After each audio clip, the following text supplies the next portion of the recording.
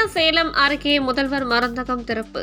தமிழகம் முழுவதும் இன்று முதல்வர் மருந்தகம் திட்டத்தின் கீழ் 1000 மலிவு விலை மருந்தகத்தை தமிழக முதல்வர் காணொலி காட்சி வாயிலாக திறந்து வைத்தார்.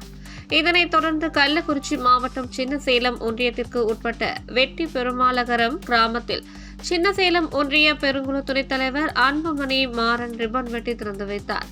மேலும் பொதுமக்களிடம் தமிழக முதல்வர் மக்கள் நலன் கருதியே இந்த மருந்தகத்தை திறந்து வைத்துள்ளார் எனவும் பொதுமக்கள் இதனை பயன்படுத்திக் கொள்ளுமாறும் கூறினார். இந்த நிகழ்ச்சியில் பொதுமக்கள், ஊராட்சி மன்ற தலைவர், துணைத் தலைவர், திமுக ஒன்றிய நிர்வாகிகள், பிரதிநிதிகள் என பலர் கலந்து கொண்டனர்.